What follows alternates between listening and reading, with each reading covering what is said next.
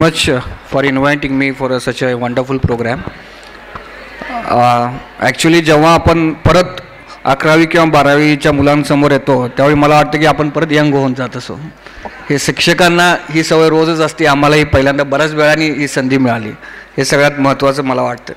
आणि I really congratulate mister Sahil for having such a great programme here.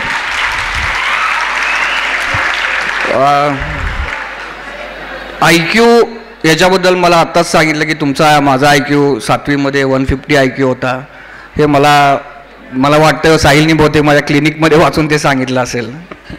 पण basically IQ is not important. I know that IQ the student त्याला स्वतःला वाचायचं किंवा शिकायची त्याच्या मनामध्ये इच्छा असणं हे जेवढं इम्पॉर्टंट आहे ते IQपेक्षा जास्त इम्पॉर्टंट आहे.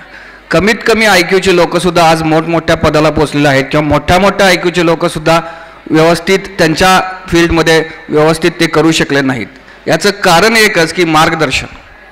जे सर तुम्ही लोक जे आता मुलांना मार्गदर्शन देत आहे त्या मार्गदर्शनाचा अतिशय आणि फार मोठं योगदान ह्या मुलांच्या शिक्षणामध्ये असतो असं मला वाटतं.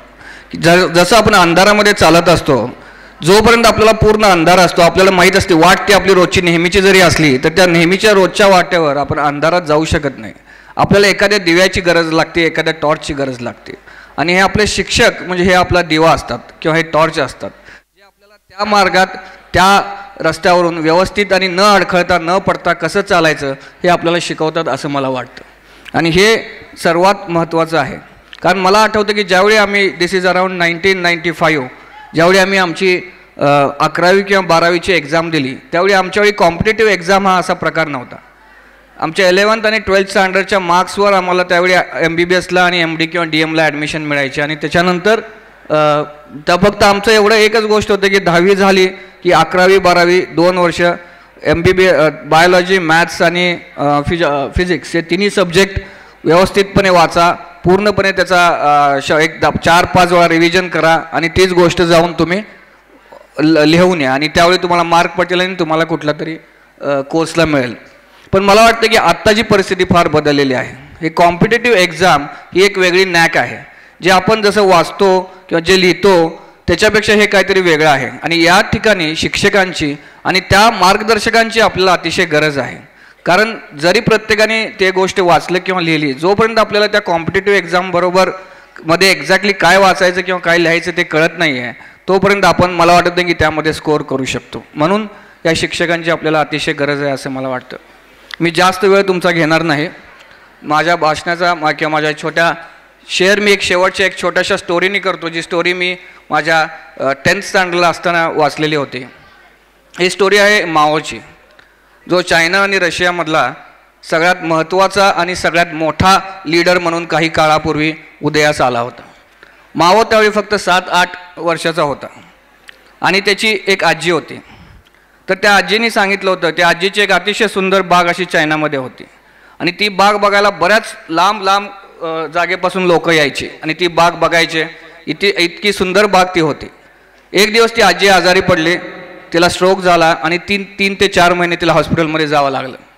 तिला एकच काळजी होती की मी एवढं सुंदर गार्डन जे माझे आयुष्य 20-25 वर्ष मी त्याच्यामध्ये खर्च करून हे वाढवलेलं आहे, त्या ह्या गार्डनची काळजी किंवा ह्या बागेची काळजी आता घेणार कोण. त्यांनी मावोला बोलवलं. मावोला सांगितलं की हे बघ मावो की मी आता 3-4 महिने मी आता इथं येऊ शकणार नाही आहे आणि तू माझ्या बागेची काळजी घेशील का. मावो एका पायावर तयार झाला. तो म्हणाला की हो आजी, मी माझ्या मनापासून माझ्या हृदयापासून मी या बागेची काळजी घेतो. 3-4 महिने मावो सकाळी 4 वाजता उठायचा, रात्री 12 वाजता झोपायचा, 18 तास त्या बागेत काम करायचा आणि ती बाग बघून त्याला या बागेमध्ये रोज काम करावं असं 3 ते 4 महिने त्यांनी ते केलं. अगदी त्यांनी स्वतःचं मन तन प्राण झोकून ती बागेची काळजी घेतली. 3 महिन्यांनी आजी परत आली. ती पहिल्यांदा काय केली तर घरात गेली नाही, बागेत गेली. बागेत गेली तर तिने बाग बघितली तर बाग पूर्णपणे उद्ध्वस्त झालेली होती. बागेत एक फूल नव्हतं, एक पान नव्हतं, एक झाड नव्हतं. आजी रडायला लागली. आजी म्हणाली की मावो तू हे काय केलंस. जी बाग मी गेल्या 3 महिन्यात ज्या आयुष्यात माझे पूर्ण आयुष्य खर्चून जी बाग मी तयार केली होती तू फक्त 3 महिन्यामध्ये ती उद्ध्वस्त केलीस. हे का, हे कसं झालं. माव रडायला लागला. माव म्हणाला, आजी मी सकाळपासून संध्याकाळपर्यंत ह्या बागेमध्ये काम करायचो, मी पूर्णपणे माझं सर्व प्राण मन तन ह्या बागेसाठी दिलं आहे, मग हे असं कसं झालं? आजीला थोडीशी शंका आली. आजीने विचारलं, माव तू एक्झॅक्टली काय केलंस ते मला सांग. मावने सांगितले की आजी मी सकाळी रोज उठत होतो, पाणी भरून घेत होतो आणि पाणी त्या झाडांच्या पानांना, त्या झाडाच्या फुलांना, प्रत्येक पानाला मी ते पाणी घालत होतो, हे मी रोज करत होतो. आजी हसली. आजीला कळालं की मावने काय चूक केली. मावने ती सुंदर पानं बघितली, मावने ती सुंदर फुलं बघितली आणि त्या फुलांवर आणि पानांवर माव पाणी घालत होता, पण मावने त्यांच्या मुळांवर पाणी घातलं नाही.